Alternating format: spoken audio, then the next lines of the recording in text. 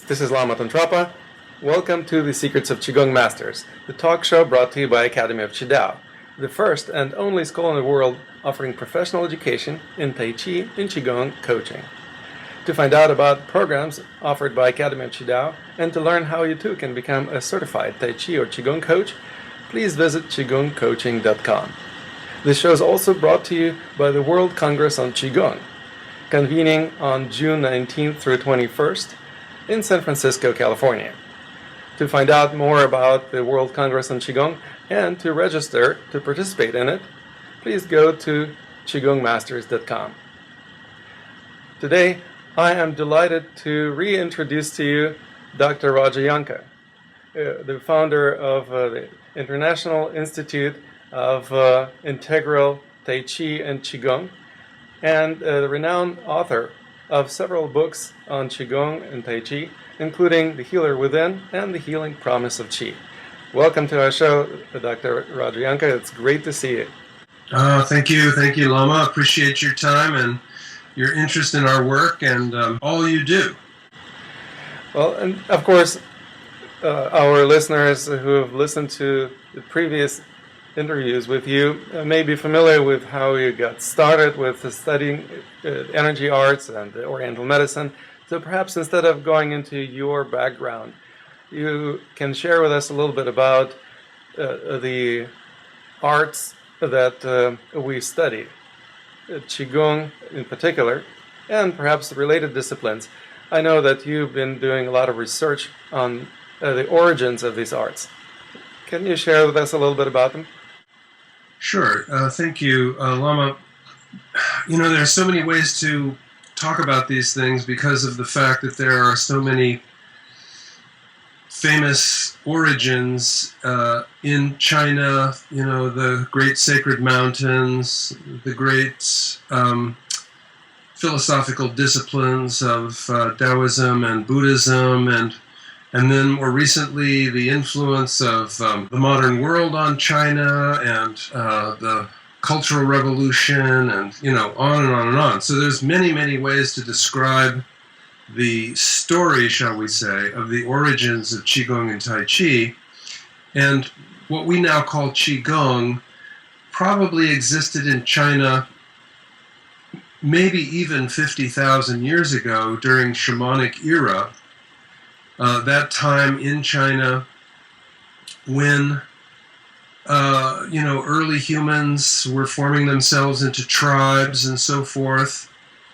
It's probably almost impossible to tell because writing didn't happen until maybe 3 or 4 or 5,000 years ago, whereas human interaction began probably 100,000 years ago.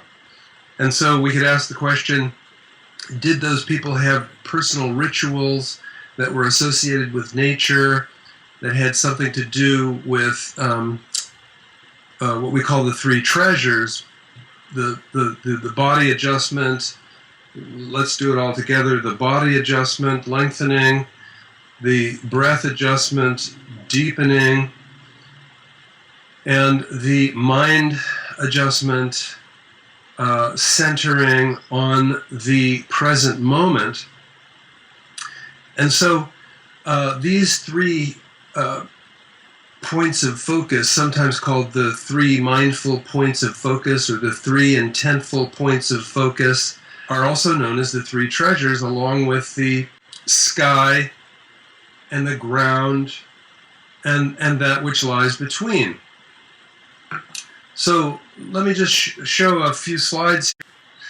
So three treasures are considered to be, in the Chinese language, some kind of science. The science of observation, observing the world, paying attention to what's around us, and even honoring and revering what's around us. The whole concept of Tai Chi is duality. And yet there is what is also called Wuji, which is that experience previous to duality. And so I think that people like myself and yourself are always in that quandary of shall we say, loving and appreciating and revering the oneness, but at the same time articulating the work that we do in terms of duality, which just happens to have the same name as Tai Chi. In fact, Tai Chi is named after the symbol for duality. And so historically, if we investigate this, it's probably somewhere around 10,000 years ago where what you could call the systematic approach arose in human intelligence. We don't know that the systematic approach was a good idea. We only know that it happened. In Chinese medicine, we learn the three treasures of Jing, Qi, and Shen. Clearly, the ancients would have noticed that there was a sky above them, an earth below them, and biological interactions happening in between heaven and earth. And so the, shall we say, the logic or the rationale or some of the foundations for how we think of and perceive relationship between the physical and the spiritual was something in the middle called the mind and emotions. We think about spirit being associated with the quantum and the transcendental elixir, and the Tai Chi in the middle being associated with resonance and the magnetic field and the heart-mind elixir, and the physical being associated, or the yin being associated with the body and the functional aspect of the body, and the energy of the body, which we would call the ions, let's say, for instance. You know, there's so many different ways to look at these things. And then perhaps, you know, talk about it a little bit more, or go on to your next thought. Why is it that you teach, and why do you study yourself these arts of Tai Chi and Qigong? That's a good one. So let's go to study by yourself, and then we'll go to teach. And then we'll go to train teachers, which we'll talk about a little bit later again. Sure. So the concept for all of this has to do with what I like to refer to as cultivation. It's a classic word, shows up a lot in the Chinese language. And cultivation means something like growing a garden and starting with a rough plot of land and, tilling the soil and watching the stars and the seasons and collecting seeds.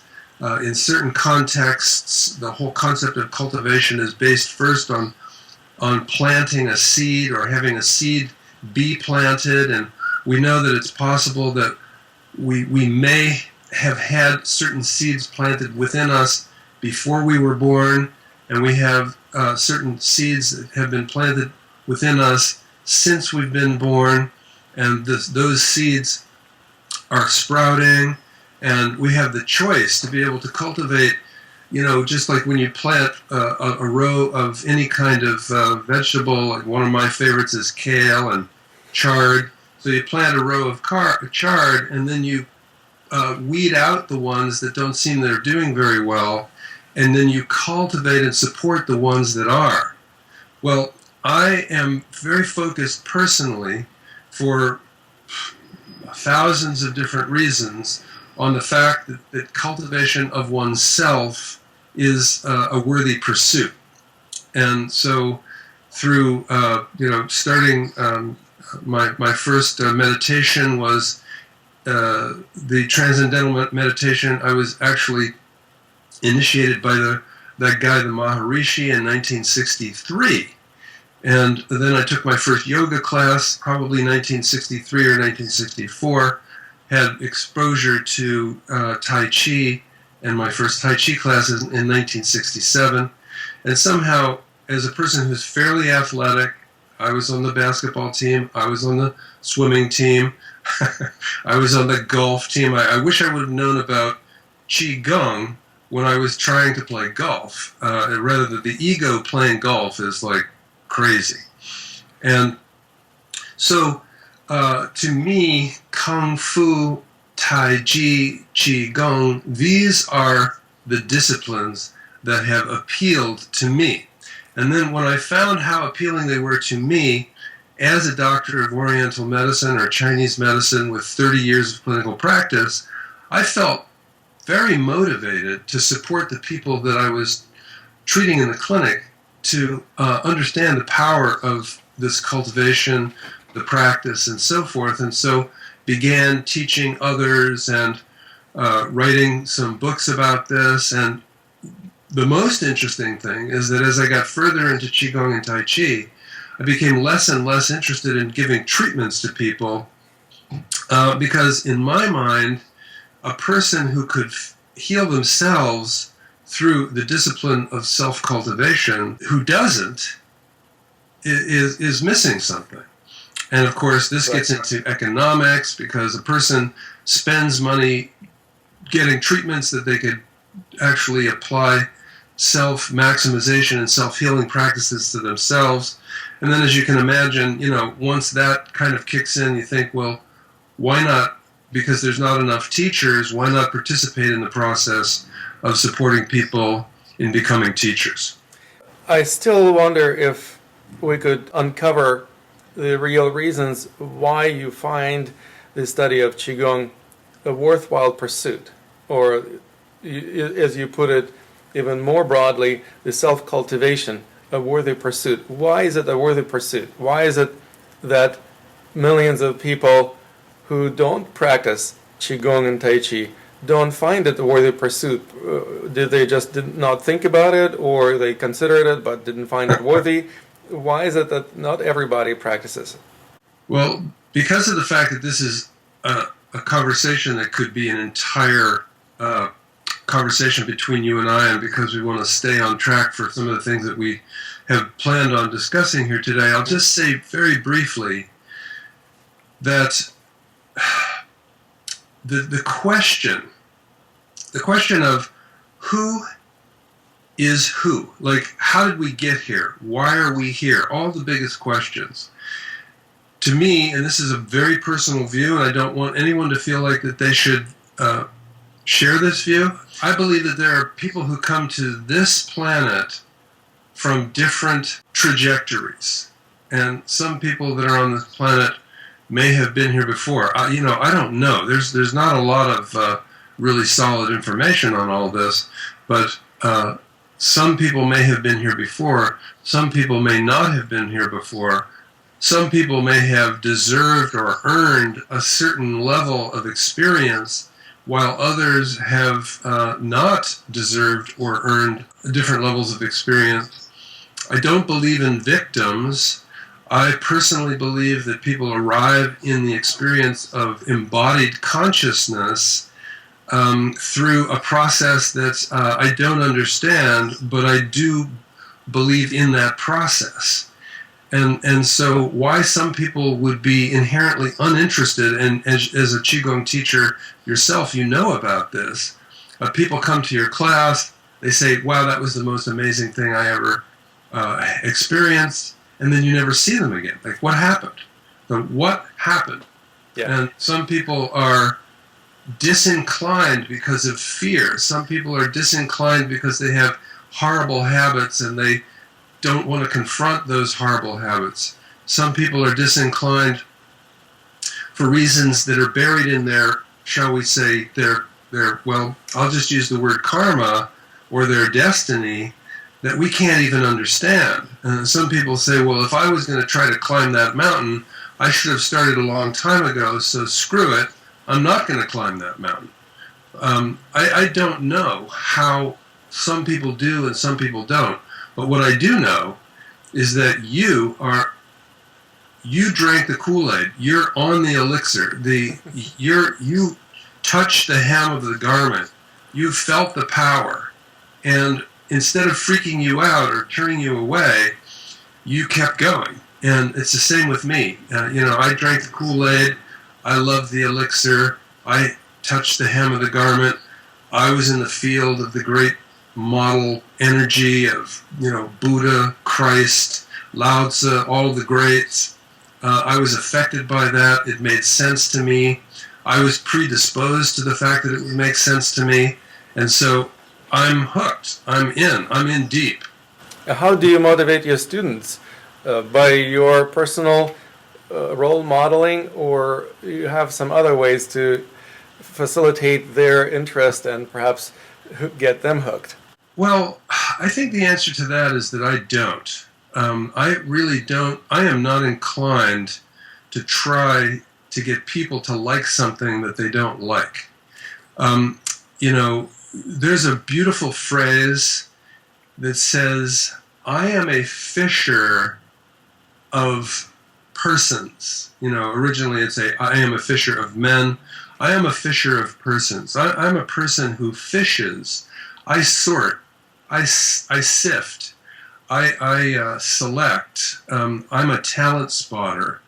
So for the people who do get it, I become, shall we say, a counselor, a coach, a support person, an advocate, because when it looks like to me that a person has the docking sites in their being for Qigong and Tai Chi, then I become very interested in them. And for the people who aren't, I'm less. I'm very much less interested in them, not because they aren't a child of God, and not because they aren't a brother and a sister in humanity, but that they seem to me, personally, just a personal view, to be on their own track. And it's not a track that I'm attracted to or interested in being involved with.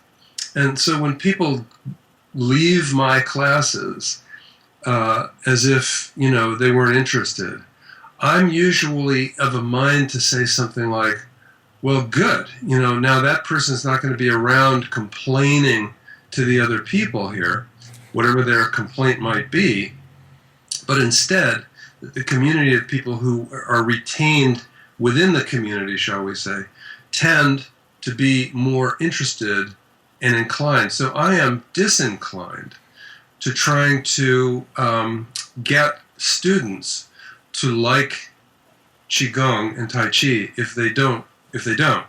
I'm more inclined to support those who do in feeling like they're on the right track in their life and that kind of thing. I totally understand what you're saying, and I completely agree with this approach. My question was, how do you motivate your students? Not how do you motivate prospects to become your students. I understand you don't do that. But Okay. How do you motivate your students so that they stay the course? Because one of the main reasons why more people don't practice Tai Chi is that all those thousands and hundreds of thousands of people who tried didn't stick around. Okay, here's the answer. I love the question, and the answer is this. It's a simple phrase. I'm not looking for students. I'm seeking colleagues. I work in a context of the democratization of Qigong and Tai Chi. So the concept for me isn't to find students. They start as students, but really in the final analysis, the core, the center, the heart of my work is to talent spot and find the people who are interested in Qigong and Tai Chi who would actually be inclined to become a part of how the world is a better place, not just by practicing themselves. And by the way, practicing by ourselves does work to make the world a better place. But for whatever reason, I am kind of destined to have a bigger view, and that view is to empower millions. And to empower millions, we train thousands. And so my students are, the students of the Institute of Integral Qigong and Tai Chi are motivated by becoming colleagues and becoming a part of a community of professionals. Okay, so essentially they should be motivated themselves to be the colleagues that they aspire to be. Now the question is, why is it that some of them master the internal arts and others don't? I really believe that goes back to the destiny question that we already talked about, that some people are sort of predisposed to that by forces and influences that come to bear on the whole process of birth and rebirth, that the only thing that I can say is that a person who follows these things and becomes deeply engaged in these things is predisposed and not likely to be changed by anything that I say or do. It sounds like being a Qigong and Tai Chi teacher is really a worthwhile endeavor. At least it seems like that to me. I wonder if others agree with that. Perhaps you're familiar with some research that's been done on this, or you have done some research and studies yourself. If so, would you share? In the modern world, unlike in the ancient world, where Qigong and Tai Chi were more like what we would call personal rituals, or with Tai Chi, actually a martial art, it turns out that those ritualistic and martial practices also have some kind of powerful health-enhancing capacity. And there is, in fact, quite a bit of, what would you call it? Contemporary research. The key word is the evidence base. In the language of the modern world, applying Tai Chi and Qigong to health and disease healing or disease prevention, the terms are, is there an evidence base, or show us the evidence base. So I've been very involved in this, actually, so allow me to show you a project that is also pretty darn interesting. At the beginning of any kind of endeavor or question around the subject of a particular modality, whether it's a medical therapeutic modality or whether it's a wellness modality, is to ask the question, is it safe and effective? Does it really work? Yeah. And so this is the study that we worked on, myself and colleagues here at the Institute of Integral Qigong and Tai Chi. The evidence base equals safety and effectiveness. And that was published in a journal called the American Journal of Health Promotion. American Journal of Health Promotion is a fairly highly credible medical and health-oriented journal. And the title is A Comprehensive Review of the Health Benefits of Qigong and Tai Chi. And one of our graduates is a researcher at the University of Arizona and is a great and super intelligent person in regards to all of this. And she and others, including myself, went to the evidence base and found 77 randomized controlled trials. So a randomized controlled trial is it's not just, did you like this, but it compares with a control group which answers the same questions and gives the same information and biological information if there isn't such information involved. And so these 77 randomized controlled trials were, shall we say, from the point of view of science, pure or very, very highly credible. And so we found 9 categories of influence, and the finding is that Tai Chi and Qigong are safe and effective. So let's just look at this just very quickly. So these 9 outcomes, immune function, neuropsychology, patient-reported outcomes means things like I felt better. Self-efficacy means that a person becomes more effective in taking care of themselves. Immune function and inflammation, cardiopulmonary, which is the biggest killer, and then osteoporosis. So the point here is that 77 randomized controlled trials demonstrate the value of Qigong and Tai Chi, and that the top ones, which, that's what typically you do in science, is that you look for, like, what's the most significant, shall we say. And to me, it's very significant that neuropsychological, which is stress and extreme stress, like traumatic stress and anxiety and depression, all of those. And probably insomnia. Tai Chi and Qigong have been found safe and effective for being utilized in these kinds of diagnostic areas. Now, to me, I think that everybody should do Qigong, but in the medical world, anxiety and depression and insomnia, as you noted, are such big places where we expend money trying to help people who could be helped by just taking better care of themselves. Same with falls prevention and balance. And cardiovascular disease or heart attacks is the biggest killer and the most expensive thing that we treat in the world. It's interesting that when I operated my own clinic, the Portland Qigong Clinic, the majority of clients coming seeking help was perfectly in alignment with the statistical the number one reason why people seek medical help. That's the musculoskeletal pains.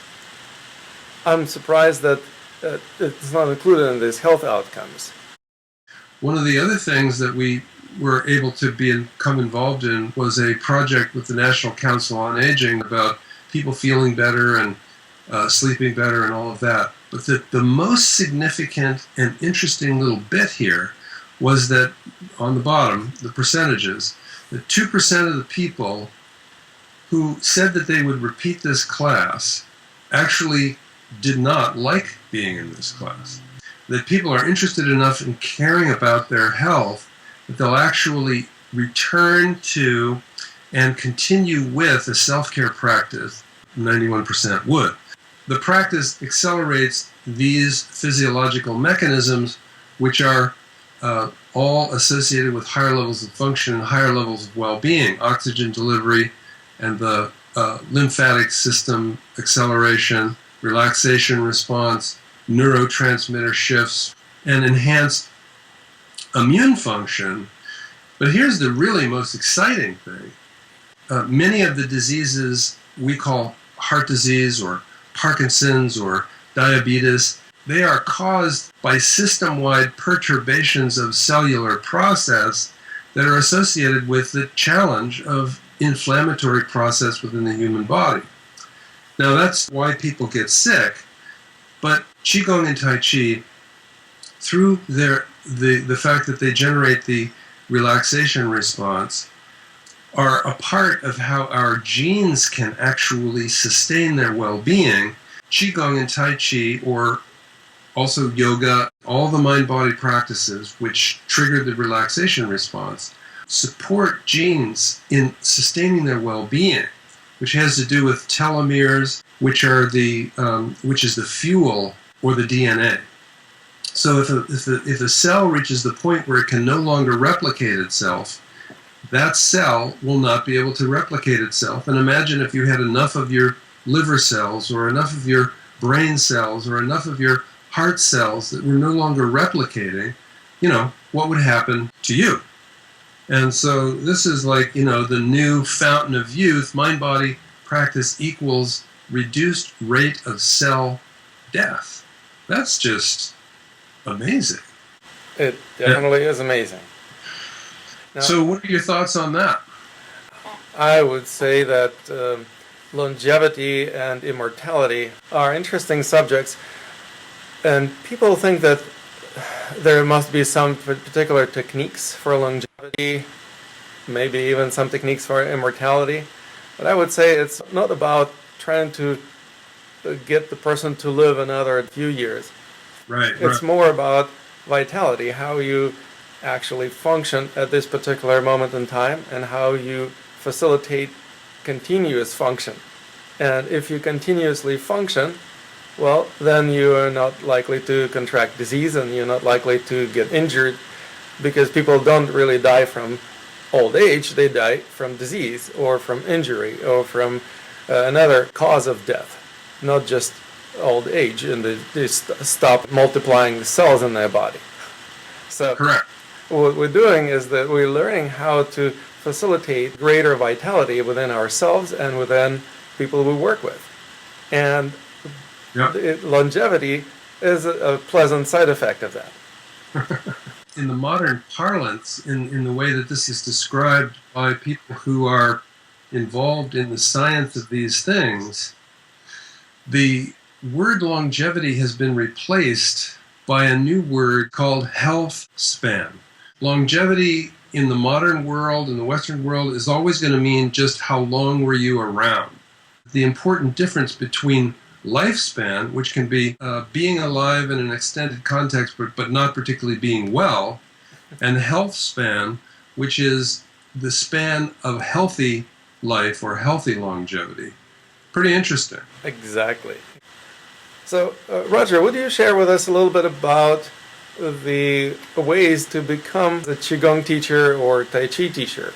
I understand that you have expertise and background in training others to become experts in Qigong and Tai Chi. How does one become an expert? And eventually, how does one become a Qigong master? Right. You loaded up that question towards the end there. I like it. Okay, so we'll start with the end of the question. How does a person become a Qigong master?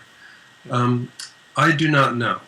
And I would say that the guideline that I would feel the most comfortable giving regarding a person achieving something that we could equate to mastery would be sustained focus and intent for a lifetime.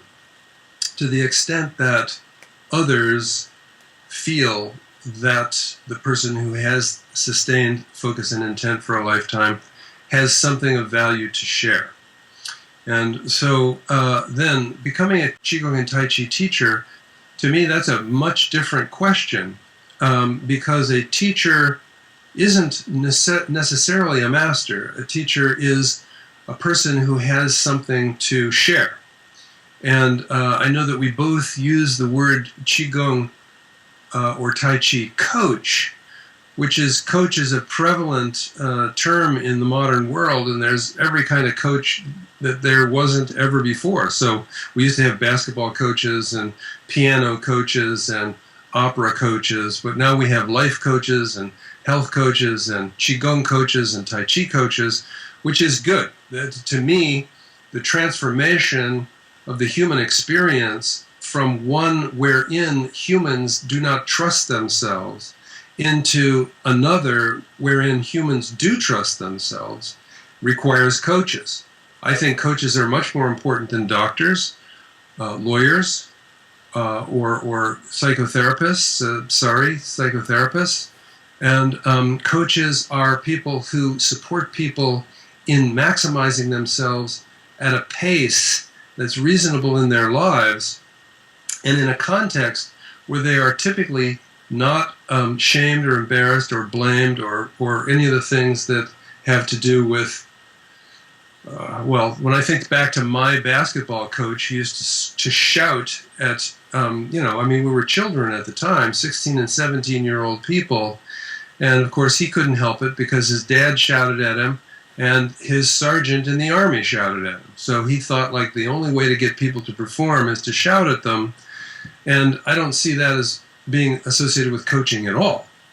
So let's just say teacher or instructor or practice leader or coach, and in that range of all of those, with the master being something way above that, I would say that there's the beginning level of training to advocate and support and teach others. That would be a practice leader. A practice leader is somebody who has a little bit of knowledge over and above the level of knowledge that the people that they're teaching have. Then a teacher and an instructor, I would say, have a lot of knowledge over and above the people that they're teaching and instructing. And then I would say that a trainer, that is someone who trains people to be teachers, that would be myself and yourself, have more knowledge than just teachers and instructors. So I would say there's a gradient, inspired citizens and enthusiastic people who practice Qigong, then into the range of teachers and practice leaders. There's the introductory beginning level of teaching and practicing called practice leader, sometimes called facilitator. Then teacher and instructor bump up, and then trainer of teachers and instructors is another bump up. So that would be my paradigm for the shape of all of that. Well, you mentioned that you also use the term coach. Where does the coach fit in this schema of things? I'll be open to hearing your thought on this because I have a lot of respect for your idea on this level. So how do you stratify it? Well, I would definitely agree that there are the masses of Qigong enthusiasts and Tai Chi enthusiasts who are often considered students, who are taking classes or participating in workshops, and some of them aspire to become instructors or teachers eventually. And so when they study with somebody, they basically are aspiring teachers, and they may even begin to offer what they learned.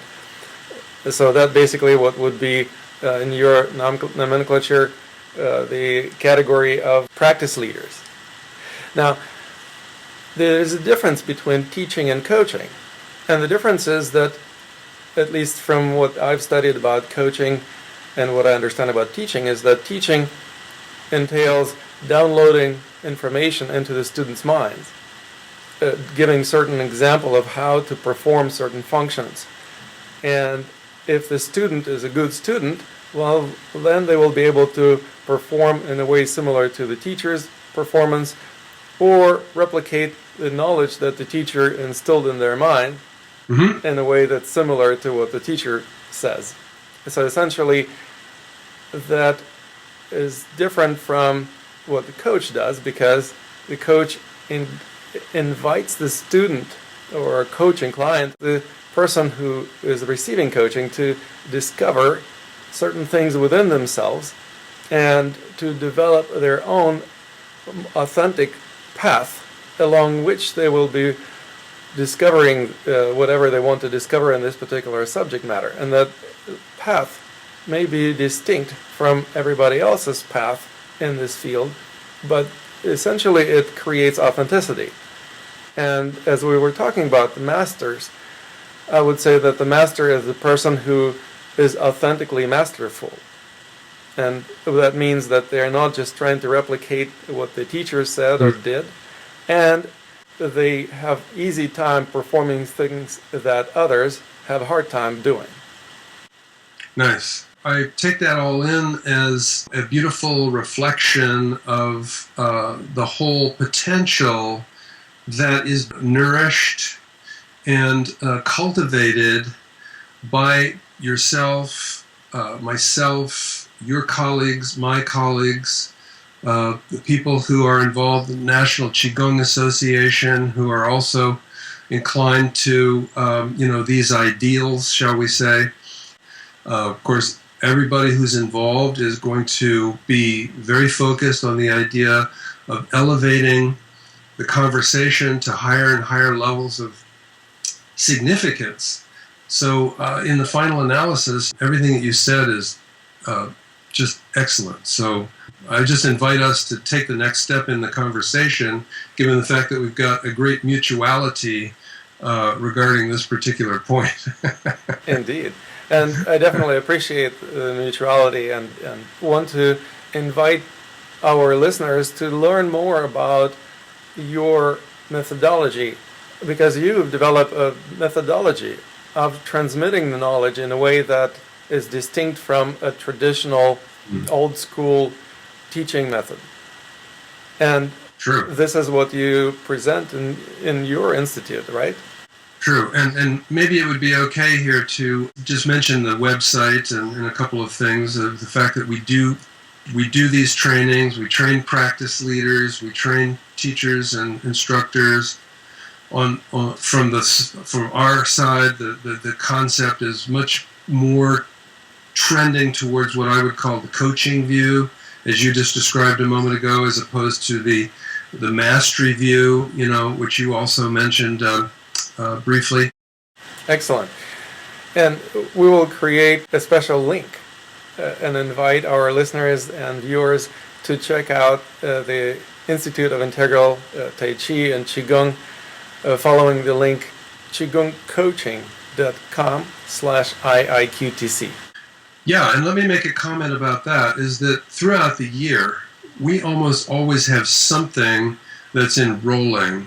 And so by people going to that link and then going to our calendar, or going to that link and going to any information about our trainings, will basically get them the information about what the next, like for instance, anytime, now or any other time, there's typically something that's enrolling and something that will be enrolling and something that has just recently been enrolling.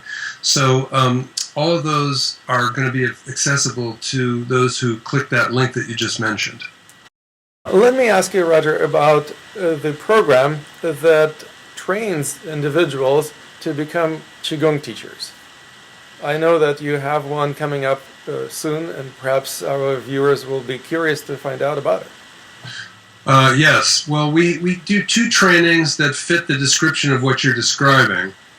And one of them is what we call Tai Chi Easy. Tai Chi Easy is a 25-hour program. Now, it's possible that we might say, how could you possibly learn anything about how to teach Tai Chi in 25 hours? And the answer is that there is an essence of Tai Chi. There is a set of principles of Tai Chi that are included in any kind of Tai Chi done well. And so what we've done is we've gone in a kind of an archetypal way to the great forms of Qigong, of Tai Chi, the Yang, the Chen, the Wu, the Sun, and the Hao, and also all the way to the original, or the supposed or legendary original Wudong Mountain Tai Chi, and extracted from them in an integral sort of way the essence, shall we say, or the principles. And so when we teach Tai Chi Easy, we're teaching Tai Chi very much like as if it's Qigong, but using Tai Chi movements which include the great principles of sinking and rising, expanding, relaxing, breathing in a relaxed sort of way, sometimes in a relationship with the movements, using the Tai Chi pole, the heaven and earth connection. All of that is a part of that training program. And and so it's amazing, and it happens in 25 hours.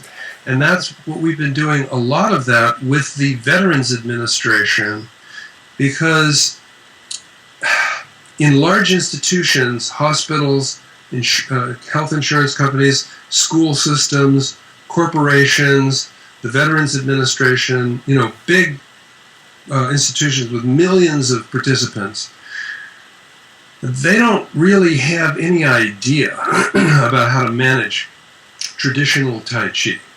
It's just, they can't tolerate it because it's too much. And so modified forms of Tai Chi are of great interest, and we believe that we've created a modified form of Tai Chi which is very, very reverent and honors the original principles upon which Tai Chi is based, and I mean also the universal principles that we just described with the three treasures and so forth. And so that's 25 hours. And then our teacher training is 200 hours. So think to yourself, 25 hours, 200 hours, there's a lot of difference there. And so we train people to teach Qigong, teach Tai Chi. We also train them in what we call alchemy, or what is called alchemy, or Neigong, or deeply focused internal practice, which also leads to the whole concept of immortality, which is the immortality really being the idea that, not the idea of living forever in the body that you have today. I mean, not too many people are really interested in that. It's the idea of recognizing that we live eternally in some form or another, and then taking refuge, or cultivating the capacity to take refuge in the aspect of ourself that cannot get sick, is eternally well, and does not die. The immortal self. So that's so much fun, so interesting, and that's 200 hours. So those all of that is packaged into 200 hours program. Correct. That's amazing. How many hours per day do people take? Is it a program that people spend the entire 200 hours with you, or it's spread out over the course of a year or several years, or how does it work? Yeah, so it's spread out in 3 levels: the Qigong level, the Tai Chi level, and the alchemy level. And in level 2, we review level 1, and in level 3, we review level 1 and level 2. And they are 7 days, 7-day retreats or intensives, and then they're separated by a number of months. And so if a person wants to, they can go through the whole program in a year. Or if they would like to, they take level 1 and then come back, in another year, and then come back for level 3 in another year. And we don't insist that people finish level 3 before they can start teaching, so we encourage people to begin teaching, right away with level 1. What can they teach after the first level? Qigong. What is it in Qigong that they can teach after the first level? They can teach probably something like a form, or they focus on principles, or do they focus on meditation aspects of Qigong, or yes. movement? Or what? Yes, all of the above. So, one of the definitions of Qigong and Tai Chi, as you probably know, is an operational definition, which is associated with what we call 4 baskets of practice. 4 baskets of practice. So body basket, breath basket, mind focus basket, and then self-applied massage, tapping, holding, stroking, all that. So we teach people to be teachers by not exactly segmenting forms into the guideline. So the guideline isn't, at the end of this training, you'll be able to teach these forms. The guideline is that at the end of this training, you'll understand Qigong and how to select different forms for different populations, and in a lot of cases based on the 4 baskets of practice. Which, just imagine, you go to a hospital and you say, well, I'm a Qigong teacher. And they say, well, like, what's that? And now you've got like a big long conversation to have. Now imagine you go to a hospital and you say, I'm a mind-body practice leader, and I know you're interested in that. And then they say, fantastic, tell us more. What does it mean, mind-body practice? Well, there's 4 baskets of practice. There's some body practices. There's some breath practices. There's some meditation practices. There's some massage practice. And all of that can be woven so that it either is all happening at once, which is typical in Qigong, or that you can take the baskets of practice apart and do them as separate pieces. Because most people will say, just don't teach me the breathing, just teach me the movement, or please, I can't learn the movement while we're learning the breathing. And then this meditation thing is, so we supply a way to be able to do the parts of Qigong as separated parts, knowing, of course, that they're never separate, that they're always unified, integral set of practices all woven into the thing. That's funny, because what you're describing right now, it's the opposite of integration. It's compartmentalization. Well, you said it. Compartmentalization, segmentation. So, taking the whole apart. Supposedly the big power of Qigong is it leaves the whole rather than taking it apart. Right. Remember that we don't have Chinese grandparents here. We come from a society that's like on another planet from the planet where Qigong comes from. And so what we have found, not what we believe, but what we have found at the Institute of Integral Qigong and Tai Chi is that people need help to understand the how they fit together. And we come from a society that takes things apart all the time with the idea of trying to understand them. The problem with our society is that we never put them back together again. Well, one of the baskets, at least one, maybe two baskets, actually seem to be important that I would like to add to this basket case. The basket case. Go ahead. Well, when we talk about focusing on physical body, focusing on breathing, focusing on mental states or processes, focusing on massage or touch, something is really missing, and that is the essence of energy arts. Focusing on energy. That would be specifically designated to focus attention on the energetic essence of things. I would say would need to be the central basket in this collection of baskets, wouldn't you say? I would say so, absolutely. The energy infuses everything. So because it's not, shall we say, a physical activity class, and it's not a manage your emotions class, and it's not a spiritual class. It's all of those together. It's a physical activity, mind and emotions, mind, body, spirit process. And what's at the center of that in the domain of Qigong, or actually at the heart of that, is the Qi. So if I left it out somehow, I'm so glad that you put it in. And of course there is also the spiritual basket that may not be as prevalent in the practices that can be done in hospitals or VA, Veterans Administration establishments, but it certainly is one of the key elements of Qigong. It's why people practice Qigong for thousands of years. I would say that the majority of schools of Qigong come from either Taoist or Buddhist or Confucianist or Tantric roots.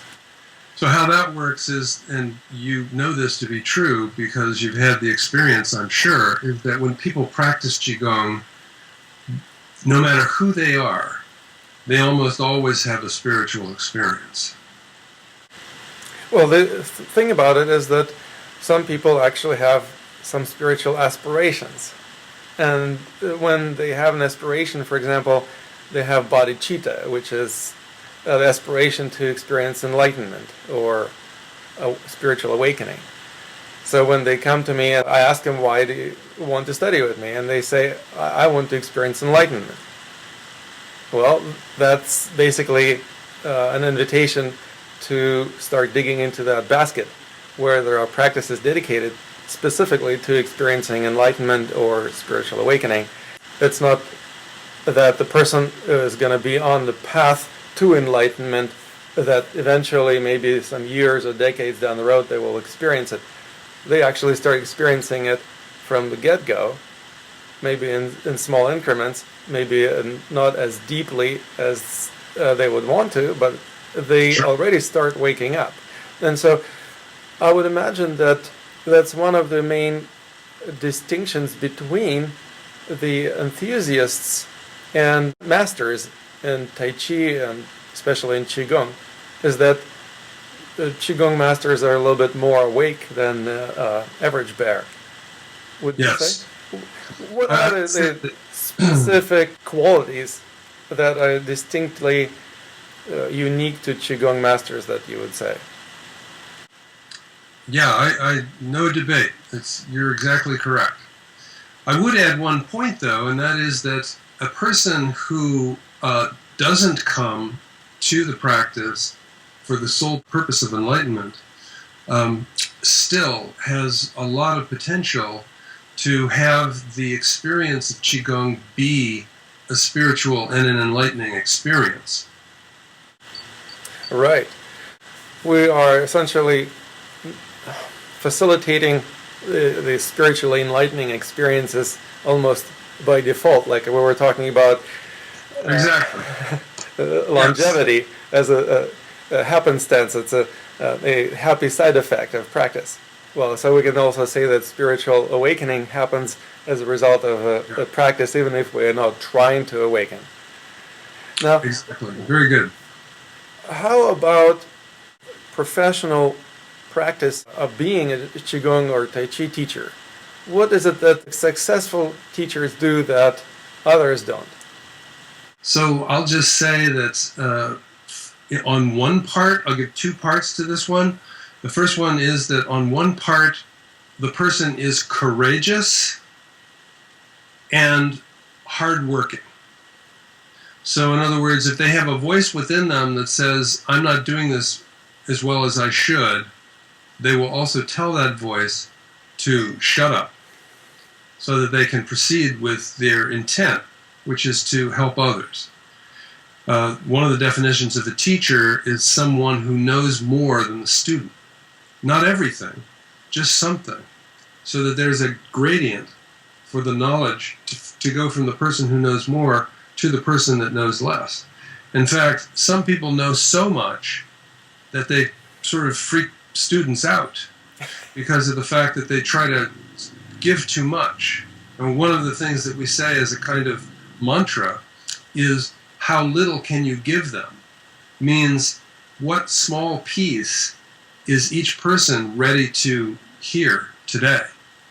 Most of the people who don't proceed as teachers are not doing so not because they're not well trained, not because they don't know enough, but because they don't believe in themselves. So that's piece one. And that would be about the psychology and self-esteem of a person. So it's a personal development issue. Yeah, personal development issue. And then the other one has to do with destiny. So in other words, I, for instance, I'll just tell you about myself. In high school, I was really like a wallflower. Shy. And, so when I would go to like a school dance, it didn't really work that well for me. It was a kind of a depressing experience. If I would go to a party, for whatever reason, it was hard for me to launch into a discussion, not only with women that I was attracted to, but anybody. How does this person like that become a teacher? Because obviously the level of self-esteem is fairly compromised. And I think it has a lot to do with destiny. Some things happened.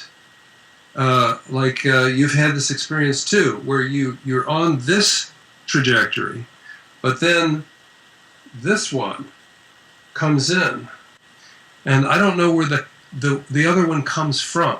And it doesn't have to do with my goals, because my goals were over here. It doesn't have to do with my intentions. My intentions were this way. I was going this way. So something else shows up. And becoming a doctor of Chinese medicine showed up, studying regular medicine in pre-medical school and changing my mind, showed up. Circumstances. To me, circumstances are the hiding place of celestial influences. And we all have circumstances in our lives where we say, oh, I'm so sad. And then later in your life, you say, wow, I'm not sad about that at all. That was like the best thing that happened to me. But when it happened, it was like, super distressing. So I think that personal development and cultivating courage and hard work separates those who succeed from those who do not. And then I think that there's also something inherent. Like I was at the Esalen Institute this weekend, and there was a guy in the class, an architect, and quite articulate and mature, and at that point in his life where you could see that he wasn't really that interested in his work. And I could see this guy would be a fantastic teacher. I said, look, you'd be a fantastic teacher. I can see that he would have an influence on a lot of people, be very entertaining, foster and support a lot of personal transformation, but it didn't have anything to do with his intentions or his personal development, because he's got good personal development, but he hasn't seen it yet. Well, in a sense, you're describing that there are certain currents in the flow of life that flow in the ways that we don't expect, don't predict, Yep. don't anticipate. sometimes aren't even ready to experience. And so the ability to sense the flow and to go with the flow, or to stop resisting the flow at least, and allow the flow to guide us in the ways that are most authentic and most natural for us, that becomes an art form in and of itself, isn't it? It does. That's basically my approach to Qigong. How would you describe Qigong? I describe it as the art of being in the flow, which is the title of my book, The Art of Being in the Flow, the one that I published a few years ago. How do you know that you're in the flow? You don't struggle against it. First of all, you recognize that there is flow of things and the flow of your life, and you detect that there are some changes happening, and that's the most constant thing in the universe. And if you stop fighting against the changes, stop fighting against the flow, and actually allow the flow to guide you where the flow is going, you may end up being where you need to be rather than where you want to be. Yeah. Now, yeah. what we want is often not the same as what we need, so we may even get what we wanted, but our needs aren't going to be met. That's why people say, be careful what you wish for. It's because you may actually get it. Good points. All good points. Well, let me ask you one more question.